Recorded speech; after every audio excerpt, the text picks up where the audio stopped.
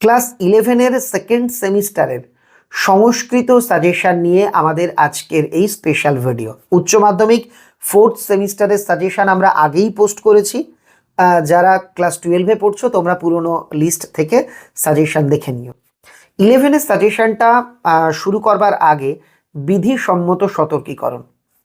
স্কুলের প্রশ্ন স্কুলের স্যারেরা করবেন। একাধিক স্কুলে একাধিক ধরনের প্রশ্ন হবে, অনেক স্কুলে কেনা প্রশ্নও হবে। কাজেই দু চারটে প্রশ্ন বলে দিলাম, সেটা পশ্চিমবঙ্গের সব স্কুলে চলে আসলো, এটা কোনোদিনও হবে না। তবে আজকের ভিডিওতে বিশিষ্ট শিক্ষক ও লেখক দেবদাস স্যার তোমাদের জন্য একদম বাছাই করা অংশগুলো বলে দিচ্ছেন। তবে এখানে আমাদের একটাই সতর্কবাণী, ক্লাসে ক্লাস টিচার তোমাদের যা যা করিয়েছেন সেটাই তোমাদের সাজেশন। যাদের ক্লাসে কিছু করায়নি কিংবা যাদের স্কুলে কেনা প্রশ্ন হচ্ছে, তোমরা স্যারের বলা এই প্রশ্নগুলো পড়ে যাও, নিশ্চয়ই লাভবান হবে। 11-এর সাজেশন এই একটা ভিডিও দেখে পশ্চিমবঙ্গের সব স্কুলে সবাই কমন পাবে না। সরল সত্যি কথাটা ভিডিওর শুরুতেই বললাম।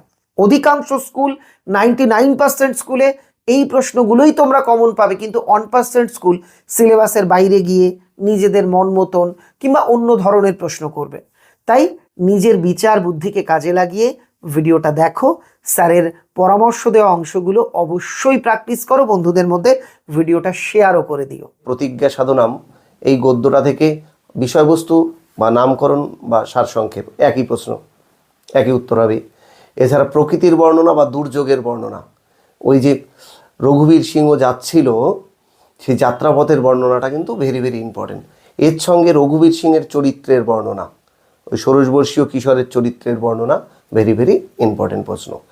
আর একটা লাইন তুলে প্রশ্ন তোমাদের মডেল সেটে দেওয়া আছে, কার্যং বা সাধয়ং দেহং বা পাতয়ং, এই লাইনটা দিয়েও কিছু কিছু স্কুলে প্রশ্ন হতে পারে। তো এই কটা বড় প্রশ্ন কিন্তু প্রতিজ্ঞা সাধনম থেকে দেখে যাবে।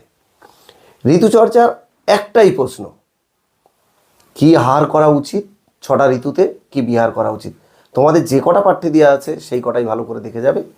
সেই একটা প্রশ্নই ঘুরিয়ে ফিরিয়ে দেবে, হয়তো দিল 3টে ঋতুর আহার বিহার লেখো, অথবা সম্পূর্ণ ঋতু কী কী খেতে বলা হয়েছে, কী কী বারণ করা হয়েছে সেটা, ঠিক আছে, যে কী কী করণীয় কী কী বর্জনীয় ঋতু, বিভিন্ন ঋতুতে। এই একটা প্রশ্নই যাও ঘুরিয়ে ফিরিয়ে দেবে। তাই এতে এখানে বাইরের কিছু প্রশ্ন হবে না, এবং গত বছরও পরীক্ষা হয়েছিল এরকমই প্রশ্ন হয়েছে।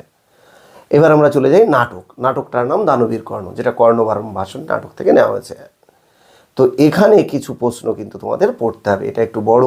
এখানে কর্ণ আর ইন্দ্র চরিত্র তো অবশ্যই পড়তে হবে, এবং কর্ণ ইন্দ্রকে কি কি দিতে চেয়েছিল তার বর্ণনা ভেরি ভেরি ইম্পর্টেন্ট। তোমার মতে কে শ্রেষ্ঠ বা মহত্তর, ইন্দ্র না কর্ণ, সেই বর্ণনাটা। অথবা লাইন তুলে দুটো প্রশ্ন এবছর খুব ইম্পর্টেন্ট আছে, ভো কর্ণ মহত্তরাং ভিক্ষাং যাচে।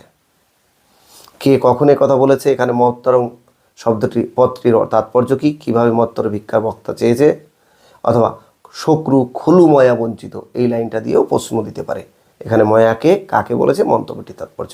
জাস্ট এই বড় প্রশ্ন থেকে কিন্তু পরীক্ষার পরে মিলিয়ে নেবে, এগুলো আসবে। এবার চলে যায় সাহিত্যের ইতিহাস।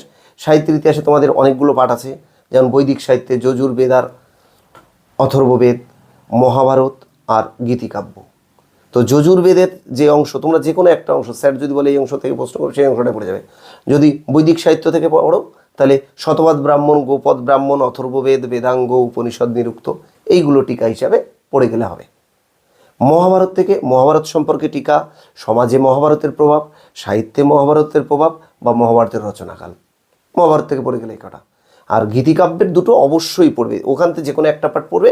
আর গীতিকাব্যে দুটো, যে কালিদাসের মেঘদূত আর জয়দেবের গীতগোবিন্দম, বাস দুটো প্রশ্ন আসবে এর ভিতর থেকে, যে কোনো একটা লিখতে হবে,